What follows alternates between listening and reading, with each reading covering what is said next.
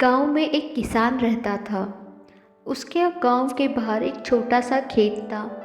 एक बार फसल बोने के कुछ दिनों बाद उसके खेत में चिड़िया ने घोंसला बना लिया। कुछ समय बीता तो चिड़िया ने वहाँ 2 अंडे भी दे दिए। उन अंडों में से 2 छोटे छोटे बच्चे निकल आए। वे बड़े मज़े से उस खेत में अपना जीवन गुजारने लगे। कुछ महीनों बाद फसल कटाई का समय आ गया। गांव के सभी किसान अपने खेतों की फसल की कटाई में लग गए। अब चिड़िया और उसके बच्चों का वह खेत छोड़कर नए स्थान पर जाने का समय आ गया था। एक दिन खेत में चिड़िया के बच्चों ने किसान को यह कहते हुए सुना कि कल मैं फसल कटाई के लिए अपने पड़ोसी से पूछूंगा और उसे खेत में भेजूंगा। यह सुनकर चिड़िया के बच्चे परेशान हो गए। उस समय चिड़िया कहीं गई हुई थी।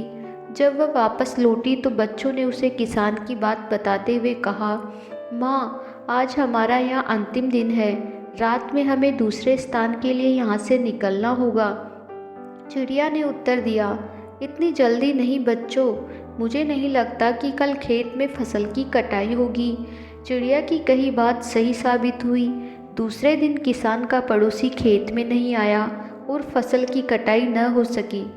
शाम को किसान खेत में आया और खेत को जैसे का तैसा देख बुदबुदाने लगा कि ये पड़ोसी तो नहीं आया।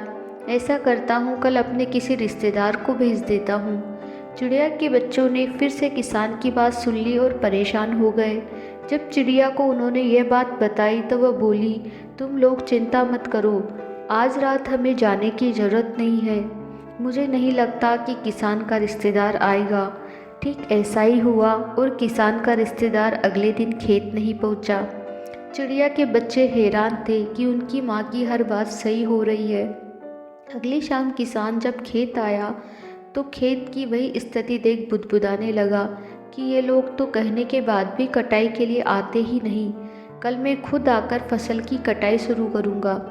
चिड़िया के बच्चों ने किसान की ये बात सुन ली। अपनी माँ को जब उन्होंने ये बताया तो वह बोली, बच्चों, अब समय आ गया है ये खेत छोड़ने का। हम आज रात ही ये खेत छोड़कर दूसरी जगह चले जाएंगे। दोनों बच्चे हैरान थे कि इस बार ऐसा क्या है जो माँ खेत छोड़ने को तैयार है। उन्होंने पूछा तो चिड़िया बोली, बच्चों, पिछली 2 बार किसान कटाई के लिए दूसरों पर निर्भर था। दूसरों को कहकर उसने अपने काम से पल्ला झाड़ लिया था, लेकिन इस बार ऐसा नहीं है। इस बार उसने ये जिम्मेदारी अपने कंधों पर ले ली है, इसीलिए वह अवश्य आएगा। उसी रात चिड़िया और उसके बच्चे उस खेत से उड़ गए और कहीं चले गए। दूसरों की सहायता लेने में कोई बुराई नहीं है, किंतु यदि आप समय पर काम शुरू करना चाहते हैं और चाहते हैं कि वह समय पर पूरा हो जाए तो उस काम की जिम्मेदारी स्वयं लेनी होगी। दूसरे भी मदद उसी की करते हैं जो अपनी मदद करता है।